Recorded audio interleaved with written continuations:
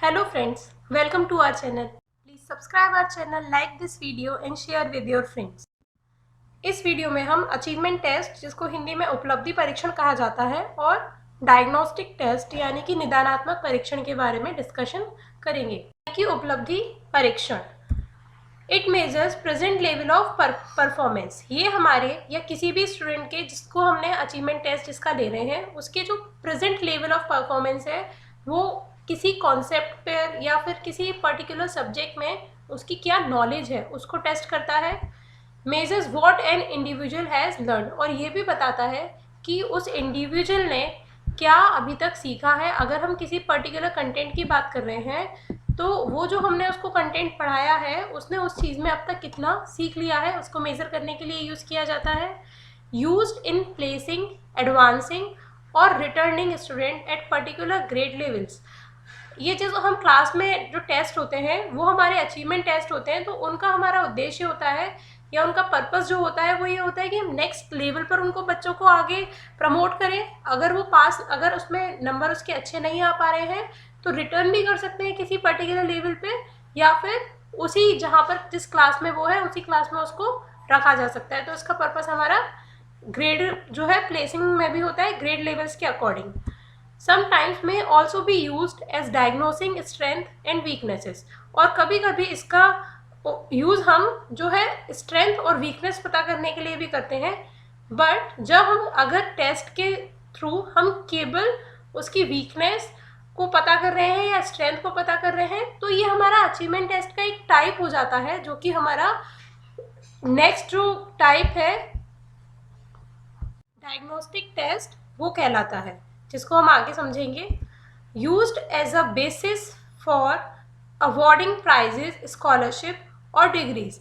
इसका हमारा जो पर्पस होता है वो प्राइज या अवार्ड या स्कॉलरशिप देने का भी होता है कि बच्चों का अचीवमेंट के बेसिस पे हम उन्हें डिग्रीज प्रोवाइड करें या प्राइजेज या स्कॉलरशिप दें।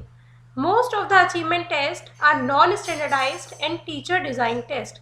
काफ़ी सारे टेस्ट ऐसे होते हैं जो नॉन स्टैंडर्डाइज होते हैं। अभी इससे पहले के वीडियोज़ में हमने आपको बताया था कि स्टैंडर्डाइज टेस्ट क्या होते हैं और कैसे एक टेस्ट को स्टैंडर्डाइज बनाया जा सकता है।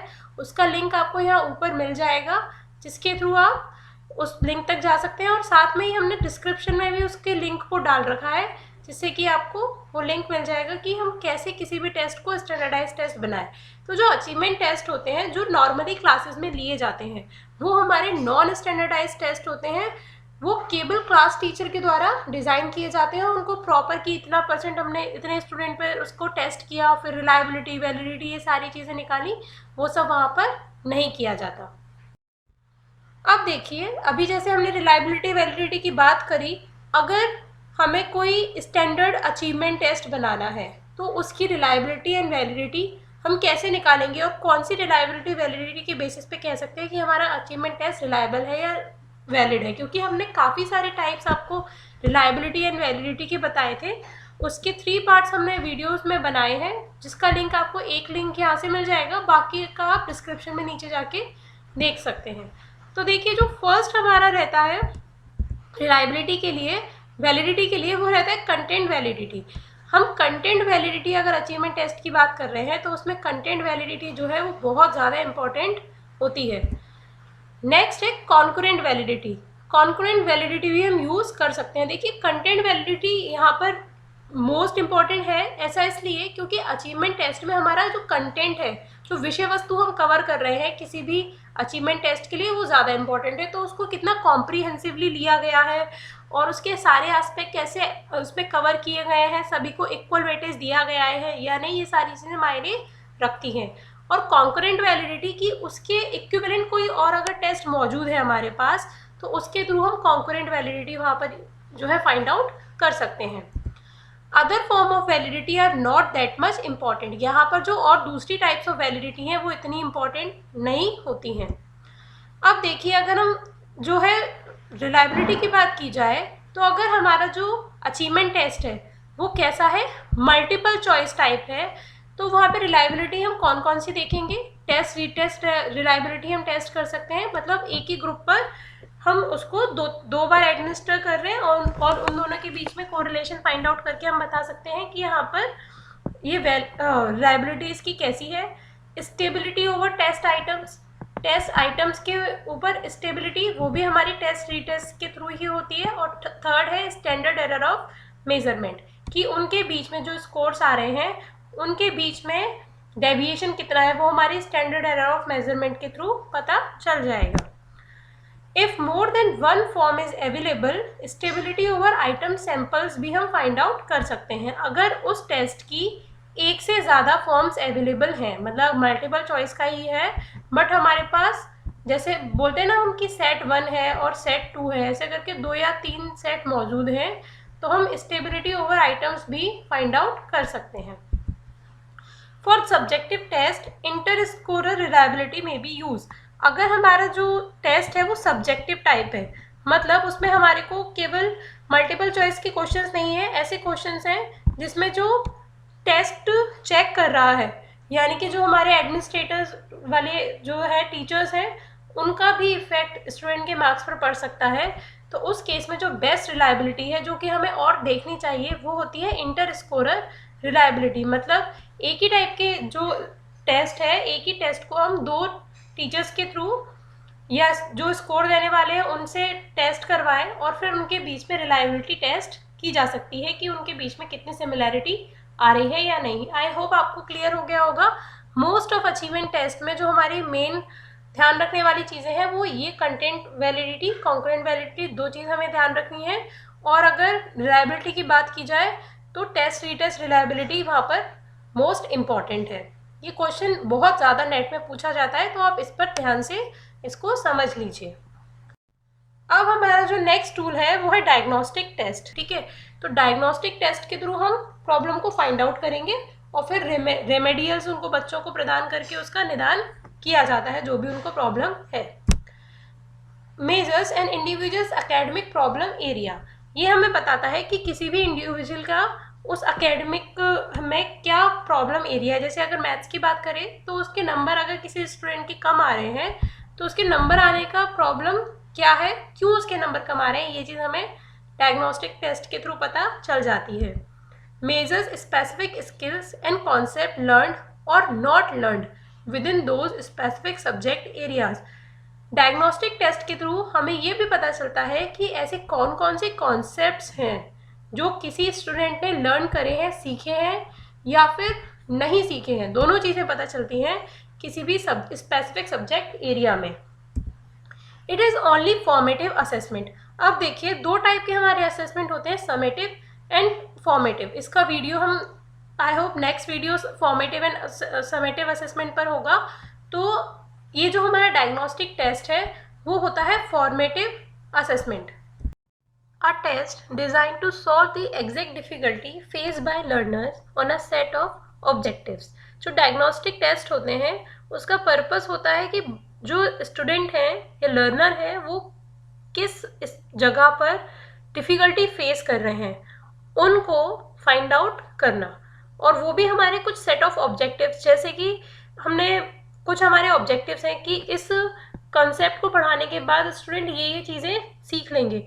तो उन सारे जो हमारे ऑब्जेक्टिव्स थे उनके बेसिस पे हमें ये पता चल जाता है, उनके बेसिस पे एक ऐसा टेस्ट डिज़ाइन किया जाता है कि बच्चों ने उतना अटेन किया है या नहीं किया है, और साथ में उनको डिफ़िकल्टी किस जगह पर आ रही है। जैसे कि अगर हम मैथ्स के कॉन्सेप्ट्स की बात करें तो अगर हमारा पर्पस है बच्चों को 0 + 0 का कॉन्सेप्ट बताना कि बच्चों को 0 + 0 = 0 होता है, या 0 के एडिशन सब्ट्रैक्शन, ये सारी चीज़ें बताना, तो हमारे 3-4 यहाँ ऑब्जेक्टिव बन जाएंगे कि बच्चा 0 में 0 ऐड करना सीख पाएगा, 0 में किसी और अंक को ऐड करना सीख पाएगा, या फिर 0 में से कुछ अंक को माइनस करना सीख पाएगा, और अगला ऑब्जेक्टिव हमारा ये हो सकता है कि किसी और अंक में से 0 को घटाना वो सीख पाएगा। तो इस टाइप से हमारे जो सारे ऑब्जेक्टिव्स हैं डायग्नोस्टिक टेस्ट के थ्रू हम पता कर सकते हैं कि क्या बच्चा इन सारे ऑब्जेक्टिव्स को फुलफिल कर पा रहा है या नहीं, और अगर नहीं कर पा रहा तो किस स्पेसिफिक प्लेस पे उसे यहाँ पर प्रॉब्लम आ रही है।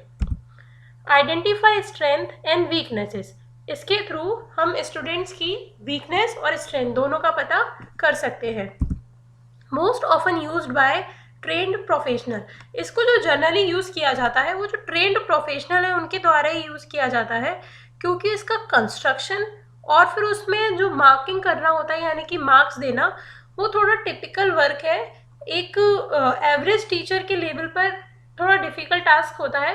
तो अगर वो टीचर ने प्रोफेशनल ट्रेनिंग ली है किसी डायग्नोस्टिक टेस्ट को बनाने की या फिर उसमें जो भी उसको एडमिनिस्टर करने की, तभी वो ये काम कर सकता है। फंक्शंस ऑफ डायग्नोस्टिक टेस्ट, इसके कुछ फंक्शंस भी होते हैं। To diagnose specified aspect of a subject, mainly strength and weakness, वही कि इसकी हमें वीकनेस और स्ट्रेंथ पता चल जाए स्टूडेंट की किसी स्पेसिफिक एस्पेक्ट पे किसी भी एक सब्जेक्ट के, related to content of the course और कोर्स ऑब्जेक्टिव, ये दो चीज से रिलेट होता है। एक तो जो हमारा कंटेंट है उस कोर्स का, उससे ये इसका कनेक्शन रहता है, और दूसरा जो हमारे ऑब्जेक्टिव्स थे, जैसा कि अभी हमने आपको बताया कि काफ़ी उद्देश्य होते हैं, तो उन सारे उद्देश्यों को कवर किया है या नहीं, उनसे इसका रिलेशन रहता है। To identify necessity for future teaching to develop remedies, और इसका जो मेन फंक्शन है वो है आइडेंटिफाई करना, जो हमें फ्यूचर में क्या पढ़ाना है, बच्चों को क्या ज़रूरत है उन्हें पढ़ाने की, उसको देखना, और साथ में रेमेडीज डेवलप करना। जैसे कि अगर हमें पता चल गया कि स्टूडेंट को 0 में से किसी नंबर को ऐड करना नहीं आ पा रहा है, 0 में किसी और नंबर को ऐड करना नहीं आ पा रहा है, वो 3 + 0 को 0 लिख रहा है, तो इसलिए अब जो नेक्स्ट क्लास हो हमारा, हम उसमें ऐसे वाले कुछ कॉन्सेप्ट बताएं जिससे कि बच्चे का ये वाला, या मोस्ट ऑफ स्टूडेंट को ये चीज़ अगर क्लियर नहीं है तो ये वाला कॉन्सेप्ट उन स्टूडेंट का क्लियर हो जाए। टू हेल्प इंडिविजुअलाइज इंस्ट्रक्शन और सेल्फ असेसमेंट, इसका पर्पस होता है इंडिविजुअलाइज इंस्ट्रक्शन को देखना, मतलब जो हम एक स्टूडेंट है, इंडिविजुअलाइज से हमारा मतलब है जो सिंगल जो पर्सन है उसके जो इंस्ट्रक्शन हम दे रहे हैं उसको मॉडिफाई करना, और या फिर जो स्टूडेंट खुद से पढ़ रहा है वो अपना भी सेल्फ असेसमेंट कर सकता है कि उसको कहाँ पर प्रॉब्लम आ रही है, और टीचर भी अपना इससे सेल्फ असेसमेंट कर सकता है कि उसने बच्चों को कौन से कॉन्सेप्ट अच्छे से समझाए हैं या नहीं समझाए हैं।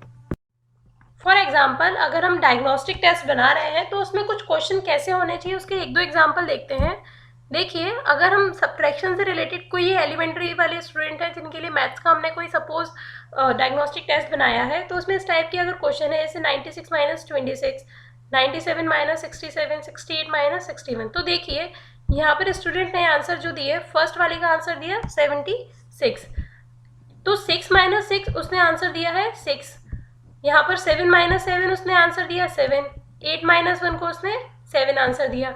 तो अब देखिए ये वाला जो आंसर्स हैं वो दोनों हमारे यहाँ पर गलत आ रहे हैं, बट ये जो लास्ट है उसने यहाँ पर उसमें जो फर्स्ट कॉन्सेप्ट था उसको भी गलत दिया, तो ये भी हमारा आंसर गलत आ रहा है।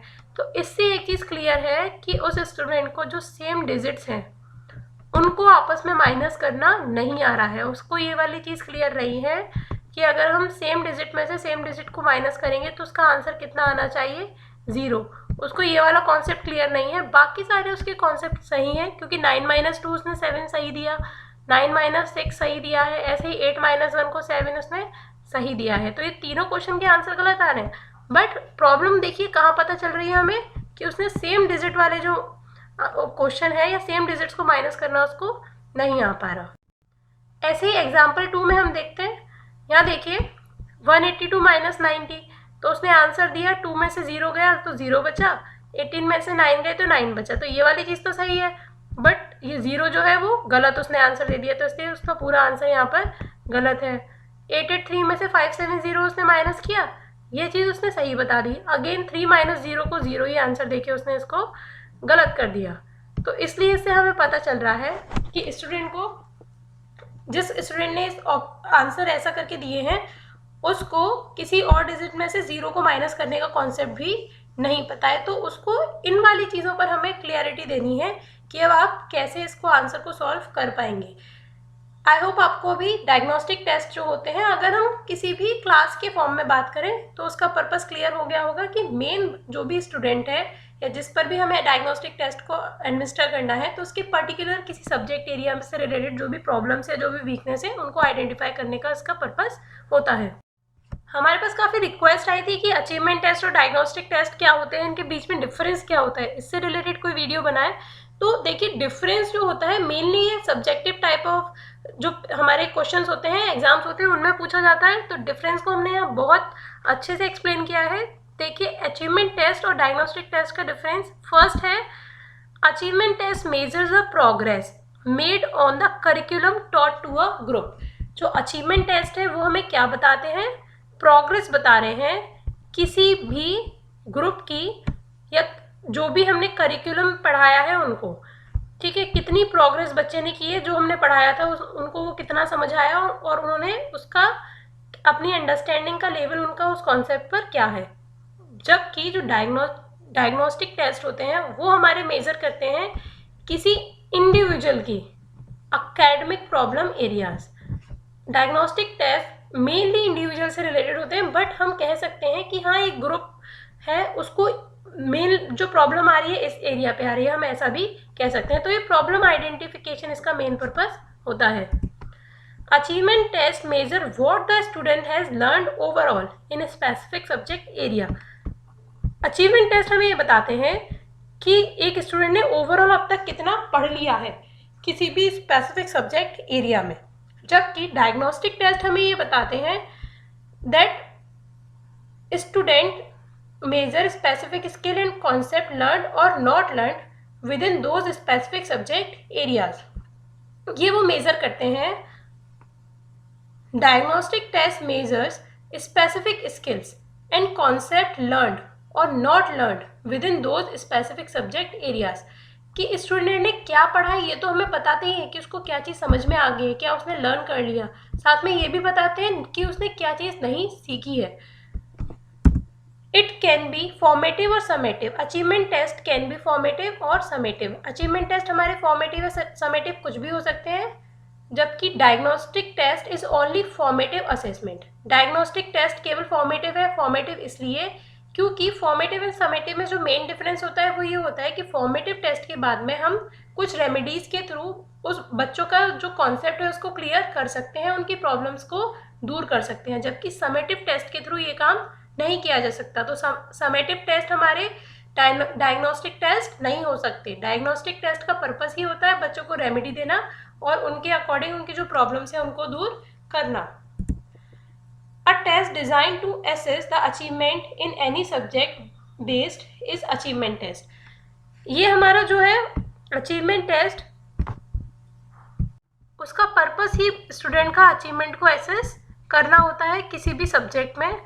और डायग्नोस्टिक टेस्ट का पर्पस होता है to test to solve the exact difficulty faced by learners on a set of objectives.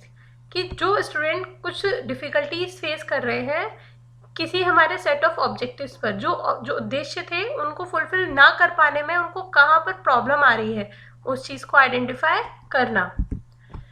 Achievement test जो होते हैं वो वाइड कंटेंट एरिया को कवर करते हैं, जबकि डायग्नोस्टिक टेस्ट जो डिफ़िकल्टी एरिया है बच्चों का उस पर फोकस करते हैं। यहाँ पर ज़रूरी नहीं है कि हमने पूरे के पूरे सिलेबस को कवर किया हुआ है। ये हो सकता है कि जो हमारा डिफ़िकल्टी एरिया है उससे रिलेटेड हमने क्वेश्चंस पूछे हैं, बट वहाँ पर भी डीप अंडरस्टैंडिंग वाले क्वेश्चंस पूछे जाते हैं, जिससे कि ये क्लियर हो जाए कि स्टूडेंट ने वो कॉन्सेप्ट कितने अच्छे से सीख रखा है या फिर उसे कहाँ पर मेन प्रॉब्लम आ रही है। अचीवमेंट टेस्ट इंडिपेंडेंट टेस्ट होते हैं, while diagnostic test always follows an achievement test. Achievement test हमेशा हमारे इंडिपेंडेंट टेस्ट से यहाँ पर मतलब ये है कि वो किसी टेस्ट को फॉलो नहीं करते। अचीवमेंट टेस्ट हमने ले लिया, मार्क्स बता दिए, इनफ। जबकि डायग्नोस्टिक टेस्ट हमेशा एक अचीवमेंट टेस्ट से रिलेटेड रहते हैं। अचीवमेंट टेस्ट कॉम्प्लेक्स आइटम्स को कंटेंट करते हैं, while diagnostic test contain simple items. Achievement test में हमारे बहुत कॉम्प्लेक्स आइटम्स भी रहते हैं जो कि एवरेज, लो सभी काइंड के स्टूडेंट के लिए होते हैं। डायग्नोस्टिक टेस्ट में सिंपल आइटम रहते हैं। Simple items in the sense कि बच्चे की जो प्रॉब्लम वाला एस्पेक्ट है बस हमें वो वहाँ पर देखना होता है, उसका इंटेलिजेंस लेवल और ये वाली सारी चीज़ें हमें वहाँ पर मायने नहीं रखती हैं। उसको प्रॉब्लम किस जगह पर हो रही है उससे रिलेटेड उसमें जो है आइटम्स रखे जाते हैं। अचीवमेंट टेस्ट जो है टोटल स्कोर उसमें इम्पॉर्टेंट होता है, और जबकि डायग्नोस्टिक टेस्ट में मोस्ट ऑफ द टाइम कोई स्कोरिंग नहीं होती। यहाँ पर हमारा जो अचीवमेंट टेस्ट में जो टोटल स्कोर आता है वो इम्पॉर्टेंट इसलिए होता है क्योंकि बच्चों को प्रोग्रेस देनी है हमें, या फिर किसी जॉब में आगे बढ़ाना है, या उनको आगे क्लास में प्रमोट करना है, तो उसके लिए अचीवमेंट टेस्ट हमारे काम आते हैं। जबकि डायग्नोस्टिक टेस्ट का पर्पस हमारा केवल प्रॉब्लम आइडेंटिफिकेशन होता है, तो वह स्कोरिंग से कोई मतलब नहीं होता। अचीवमेंट टेस्ट क्वांटिटेटिव होते हैं नेचर में, क्योंकि हमें वहाँ पर मार्क्स देने होते हैं।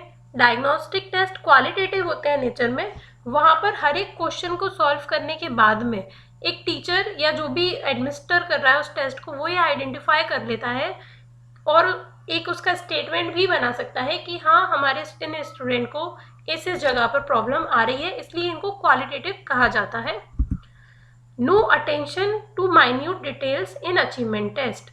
अचीवमेंट टेस्ट में जो माइन्यूट डिटेल्स होती हैं उसमें कोई भी उन पे अटेंशन नहीं दी जाती है, जबकि डायग्नोस्टिक टेस्ट में सभी छोटी छोटी डिटेल्स पर अटेंशन दी जाती है। अचीवमेंट टेस्ट में हमारा ये पर्पस नहीं होता कि बच्चे को 3 - 0 का कॉन्सेप्ट क्लियर हो रहा है या नहीं हो रहा है, पर डायग्नोस्टिक टेस्ट में हमें देखना पड़ता है। पर्पस ही हमारा ये है कि अगर बच्चे ने किसी अचीवमेंट टेस्ट में अच्छा मार्क्स नहीं आए तो हमें वहाँ पर ये देखना पड़ेगा कि उसके मार्क्स क्यों नहीं आए। तो इसलिए ये वाली चीज़ कि बच्चे का जो कॉन्सेप्ट है वो कहाँ पर गड़बड़ है ये पता करना होता है, इसलिए वहाँ जो छोटी छोटी डिटेल्स हैं उन पर भी फोकस किया जाता है। इसलिए अभी हमने आपको पहले भी बताया था, ये हमेशा फॉलो करते हैं एक अचीवमेंट टेस्ट को। मतलब अगर हमने एक अचीवमेंट टेस्ट लिया और वहाँ पर प्रॉब्लम है किसी बच्चे को, या जैसे हमने हमारे जो लोअर वाले स्टूडेंट हैं उन पर हम फिर से डायग्नोस्टिक टेस्ट लगाते हैं, फिर पता चल सकता है कि इन बच्चों के मार्क्स अगर अचीवमेंट टेस्ट में कम आ रहे हैं तो उसका रीज़न क्या है।